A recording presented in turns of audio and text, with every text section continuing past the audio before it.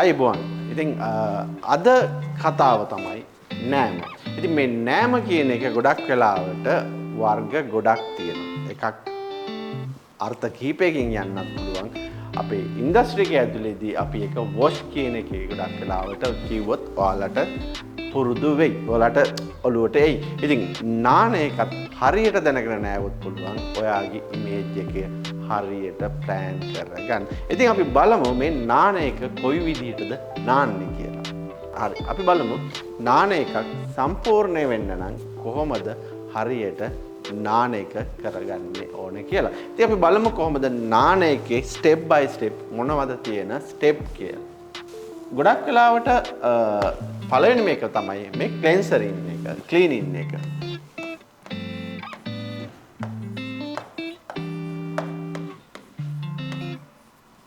ක්ලෙන්සරින් මේ ක්ලීනින්. ගොඩක් වෙලාවට මෙහෙමයි.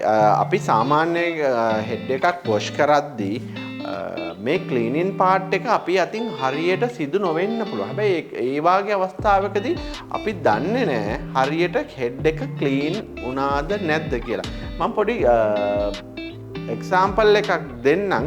මේ නාන එකේ ස්ටෙප් බයි ස්ටෙප් ටික ලියලා ඉවර වෙලා කොහොමද මේ ප්‍රොසෙස් එක හරියට එක්සැම්පලුත් එක්ක අපිට ඉමේජස් උත් එක්ක මම ඔයාලට එක්ස්ප්ලেইন කරන්නම් මේ ස්ටෙප් ටික රයිට් ඩවුන් කරාට පස්සේ. දෙවෙනි එක විදිහට අපි ගන්නවා ගොඩක් වෙලාවට අපි ක්ලෙන්සරින් එකත් එක්ක රබින් එකක් කරනවා.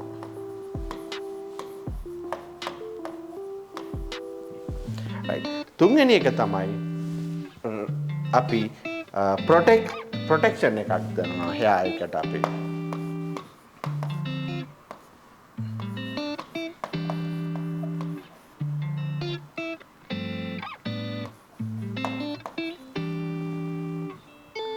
ප්‍රොටෙක්ෂන් මේ ප්‍රොටෙක්ෂන් එක ඇතුලේ අපි කොටස් කීපයකට කතා කරන්න පුළුවන්. එකක් කන්ඩිෂනින්,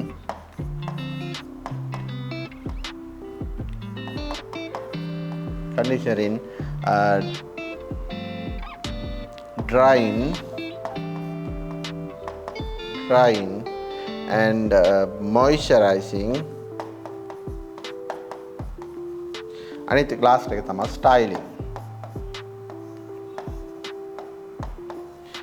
ඉතින් ඔයාලට මෙන්න මේ කියන පාර්ට් ස්ටෙප් ටික හරියටම සිදු වුණොත් තමයි ඔයාලගේ නෑම සම්පූර්ණ නෑමක් වෙන්නේ. ඉතින් අපි one by one බලමු කොහොමද මේ නෑම සම්පූර්ණ කරගන්න විදිය. right. සාමාන්‍යයෙන් මේ ඉමේජ් එකෙන් ඔයාලට පේන්නේ මේ තමයි අපේ හෙල්දි ස්කැල්ප් එකක්. සාමාන්‍යයෙන් හෙල්දි ස්කැල්ප් එක ඩ්‍රයි ස්කින් ටික කියන්නේ ඩෙඩ් සෙල්ස් රිමූව් වෙලා නිවැරදි කන්සේකදී නිවැරදිව හොඳ වෙන්ටිලේෂන් එකකට ස්පේස් ස්කැල්ප් එක තියෙනවා. නමුත් අපි ඩේලි වොෂ් කරද්දී සාමාන්‍යයෙන් අපි ඩේලි වොෂ් කරද්දී අපේ බොඩි වොෂ් එකක් යද්දී අපි දන්නවා අපේ ස්කින් එකේ ඩ්‍රයි ස්කින් ටික අපිට රබින් එකේදී යවන්න පුළුවන්. නමුත් ස්කැල්ප් එක සාමාන්‍ය විදිහට අපිට ඩ්‍රයි ස්කින් ටික රිමූව් වෙන්නේ නැහැ. ඒකට මේන් හේතුවක් තමයි ස්කැල්ප් එකේ හෙයා තියෙනවා ළඟ පිහිටලා. හෙයා වල තියෙන ඩෙන්සිටි එක අනුව අපේ ඩ්‍රයි ස්කින් ටික රිමූව් වෙන්නේ නැති වෙන්න පුළුවන්. එෆර්ට් එකක් නොදා. ඉතින් මම පෙන්නන්නම් ඔයාලා ඉමේජ් එකක්. එහෙම බාගෙට රිමූව් වුණු ඩ්‍රයි ස්කින් එක ඩෙඩ් ස්කින් එක තියෙන ස්කින් එකක ඉමේජ් එකකුත්.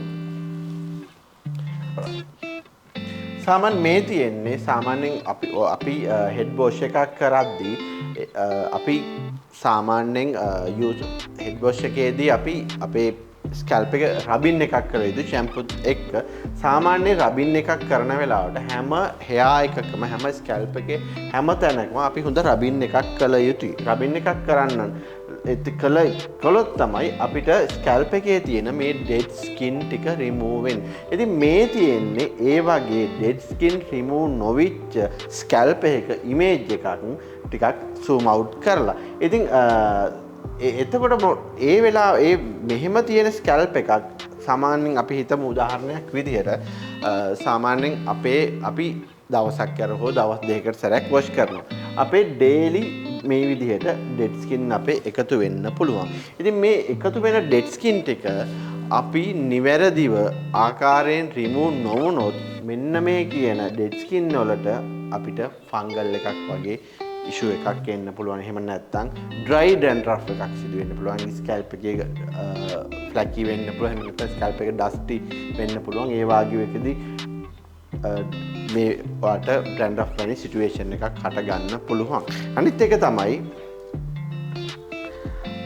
සාමාන්‍යයෙන් ගොඩක් වෙලාවට අපි ස්කැල්ප් එකක් රබින් කරනවා නම් අපිට යූස් කරන්න පුළුවන් මෙන්න මේ වාගේ ස්කැල්ප් එක රබ් කරන්න පුළුවන් උපකරණයක්. එහෙම නැති වුණොත් ඔයාට පුළුවන් ඔයාගේ ෆින්ගර් ටිප්ස් යූස් කරන්න පුළුවන්. ෆින්ගර් ටිප්ස් සර්කල් එකක් විදිහට යූස් කරන්නත් පුළුවන්. එහෙම නැත්නම් ෆින්ගර් ටිප්ස් වලින් ස්ක්‍රැච් කරලා ඔයාගේ ඩ්‍රයි ස්කින් ටික යවා ගන්නත් පුළුවන්. ඉතින් මේ වාගේ වොෂ් එකක් දිනපතා කරන්න අවශ්‍ය වෙන්නේ නැහැ. ඒක සතියට එකපාරක් හරි at least one time in a week or two time in a week ඔයාට කරන්න පුළුවන් මේ වගේ හොඳ රබින් එකකුත් එක්ක වොෂ් එකක්. එතකොට තමයි ඔයාගේ ස්කැල්ප් එක ඇතුලේ මෙන්න මේ වගේ ඩ්‍රයි ස්කින් ටික එකතු වෙලා ස්කැල්ප් එක ඩර්ටි වෙලා ඩැන්ඩ්‍රෆ් හරි මොන හරි ෆංගල් එකක් ඩෙවලොප් වෙන්න තියෙන chance එක නැති වෙන්නේ. ඉතින් අපි බලමු රබින් එකක් සාමාන්‍යයෙන් ක්ලෙන්සරින් පාර්ට් එකකට අපි යූස් කරන්න පුළුවන් ෂැම්පූ එකක් සාමාන්‍යයෙන් ෂැම්පූ ක්ලෙන්සරින් එකක් විදිහට ෂැම්පූ එකක් යූස් කරන්න වාට පුළුවන්. සාමාන්‍යයෙන් ඔයාගේ ස්කැල්ප් එකේ තියෙන සෙන්සිටිවිටි අනුව බ්‍රෑන්ඩඩ් එකකට යන්නත් පුළුවන්. එහෙම නැත්නම් සාමාන්‍ය වෙළඳපොලේ කන්සියුමර් රේන්ජ් එකේ වාට ගන්න පුළුවන් එකේ පුළුවන් විදිහේ ෂැම්පූ එකක් වාට යූස් කරන්නත් පුළුවන්. ඉතින් අපි බලමු කොහොමද මේ ක්ලෙන්සර් කරගත්තු ස්කැල්ප් එක අපි හරියට ප්‍රොටෙක්ට් කරගන්නේ කියලා. ඉතින් සාමාන්‍යයෙන් ගොඩක් වෙලාවට ඔයා ෂැම්පූ කරලා ඉවර වෙලා ගොඩක් වෙලාවට අපි වෙළඳපොලේ තියෙන සාමාන්‍ය කන්සියුමර් රේන්ජ් එකේ තියෙන කන්ඩිෂනර් එක යූස් කරන්නත් පුළුවන්. එහෙම නැත්නම් ඔයාගේ hair එකේ type එක අනුව හරියට බ්‍රෑන්ඩඩ් එක මෙන්ෂන් කරලා තියෙනවා dry වලට කන්ඩිෂනර් වෙනම oily hair වලට කන්ඩිෂනර් වෙනම කියලා. එහෙම නැතු එහෙම ඒ විදිහට හරි ඔයාට පුළුවන් සාමාන්‍යයෙන් ප්‍රොටෙක්ෂන් එකට කන්ඩිෂනර් එකක් ෂැම්පූ කරාට පස්සේ යූස් කරන්න. ඉතින් ෂැම්පූ කරාට පස්සේ කන්ඩිෂනර් එකක් යූස් කරන්නේ ක්ලෙන්සර් කරාට පස්සේ අපේ ස්කැල්ප් එකයි අපේ hair එකේ සර්ෆේස් එකයි අපිට රෆ් ෆීල් එකක් දෙන්න. ඉතින් අන්නේ රෆ් ෆීල් එක නැති කරගන්නත් එක තමයි අපි ගොඩක් වෙලාවට කන්ඩිෂනර් එකක් යූස් කරන්නේ. මොකද ඊළඟට අපි යන්නේ මේකේ ස්ටයිලින් ප්‍රොසෙස් එකට. ඉතින් ස්ටයිලින් ප්‍රොසෙස් එකට යද්දී අපිට මේ ප්‍රොටෙක්ෂන් කියන එක ගොඩක් වැදගත්. ඉතින් කන්ඩිෂනර් කරගත්තු ඒ hair එක අපිට පුළුවන් ඩ්‍රයි එකක් මාර්ගයෙන් ඩ්‍රයි කරගන්න පුළුවන්. එහෙම නැත්නම් අපිට ටවල් එකක් මාර්ගයෙන් ටවල් ඩ්‍රයි කරගන්න පුළුවන්. ටවල් ඩ්‍රයි කරගත්තු එක අපිට පුළුවන් සාමාන්‍යයෙන් ඩ්‍රයි එකක් මාර්ගෙන් ඩ්‍රයි කරගන්න. ඉතින් ඩ්‍රයි එකක් මාර්ගෙන් ඩ්‍රයි කරගන්න පුළුවන්. ගොඩක් වෙලාවට කට්ටිය ඩ්‍රයි එකක් මාර්ගෙන් ඩ්‍රයි කරන්නේ නැතු වෙන්නත් පුළුවන්. හැබැයි එහෙම වුණ hair එකකට වාට පුළුවන් එතනින් hair එකට මොයිස්චර් එකක් යූස් කරන්න. වාට පුළුවන් සාමාන්‍යයෙන් ගොඩක් වෙලාවට අපි වොෂ් කරාට පස්සේ එන රෆ් ෆීලින් එක නැති කරන්න කන්ඩිෂනර් එකක් යූස් කරනවා. නමුත් තවදුරටත් ඔයා hair එක ඩ්‍රයි ෆීල් එකක් දෙනවා නම් ඔයාට පුළුවන් මොයිස්චර් එකට යම්කිසි සීරම් එකක් යූස් කරන්න. ඉතින් මේ සීරම් එකක් යූස් කරලා මොයිස්චර් කරගත්තු hair එක ඔයාට පුළුවන් ඔයාගේ ස්ටයිලින් ප්‍රොසෙස් එකට යද්දී මේ සීරම ඔයාට ප්‍රොටෙක්ෂන් එකක් විදිහට කව එකක් විදිහට යූස් කරන්නත්. ඒ වගේම තමයි මේ විදිහේ හරියට hair එක දැනගෙන අපි වොෂ් කරොත් ඔයාට පුළුවන් ඔයාගේ hair එක හෙල්දි hair එකක් විදිහට ඒ වගේම නිරෝගී hair එකක් විදිහට දිගු කාලයක් ඔයාගේ ඉමේජ් එකට සපෝට් කරන්න තියාගන්න. ඉතින් ඔයාලට පේනවා ඇති මේ නෑමක් සම්පූර්ණ වෙන්න නම් නාන්ටි කොයි විදිහටද අපි නාන එක අපි කැටගරයිස් කරලා තියෙන එක. ඉතින් ෆස්ට් එක තමයි ක්ලෙන්සරින් කියන්නේ ෂැම්පූරින් hair එක. ෂැම්පූ කරන විදිහ මම ඔයාලට පැහැදිලි කරා. කොයි විදිහටද ෂැම්පූ කරන්න කියලා වගේ ඩෙඩ් ස්කින් ටික හරියට රිමූව් වෙන්න තමයි ඔයා ෂැම්පූ කරන්න ඕනේ.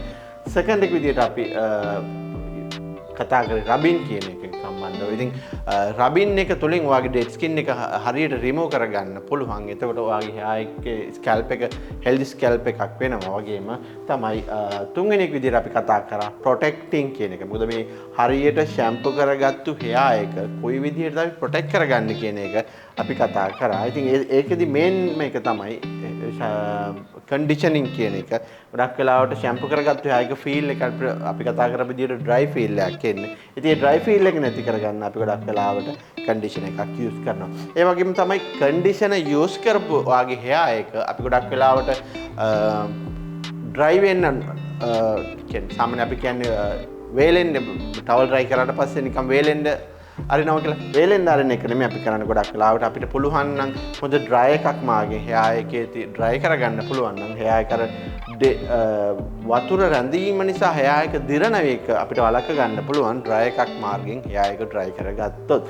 අනිත් එක විදිහට අපි කතා කරගත්තා මොයිස්චරයිසින් කියන එක. අපිට පුළුවන් ගොඩක් වෙලාවට hair එක කන්ඩිෂනර් කරාට පස්සේ තව දුරටත් hair එකේ ෆීල් එක ඩ්‍රයි ෆීල් එකක් එනවනම් ඔයාලට පුළුවන් සීරම් එකක් ඔයා යූස් කරලා hair එක මොයිස්චරයිස් කරගන්න. ඒ වගේම තමයි මේ විදිහට ඔයා වොෂ් කරලා මොයිස්චර් කරලා ඩ්‍රයි කරලා කරගත්ත ඔයා ඒකට ඔයාට අවශ්‍ය විදිහට ස්ටයිලින් කරගන්න පුළුවන්. එතනදී ඔයාට පුළුවන් හොඳ ප්‍රොටෙක්ෂන් එකක් යටදී ඔයාගේ ස්ටයිල් එක හරියට නිවැරදිව කරගෙන ඒ නිවැරදිව කරගත්ත ඔයාගේ ස්ටයිල් එක ඔයාගේ ඉමේජ් එකට ගලප ගන්න පුළුවන්. ඔයා හරියට දැනගෙන නැවුත්. ඉතින් අපි අද කතා කරමු මේ කොහොමද නාන්නේ කියන එක සම්බන්ධව කතා කරමු. ඔයාලට අන්ඩර්ස්ටෑන්ඩ් වෙන්නේ නැති, ඔයාලට තේරෙන්නේ නැති ගොඩක් අයට නානෙක් ගැන ගොඩක් සම්බන්ධ ගැටලු තිබුණ හින්දා තමයි අපි මේ වීඩියෝ එක ඔයාලට අරගෙන ආවේ. ඉතින් මේ වගේ වැදගත් වෙන වීඩියෝ එකක් සමග ඊළඟ වීඩියෝ එකදී ඔයාලත් එක්ක හමු වෙනතුරු අදට මේ වීඩියෝ එක තුලින් අපි ඔයාලගෙන් සමුව ගන්නවා.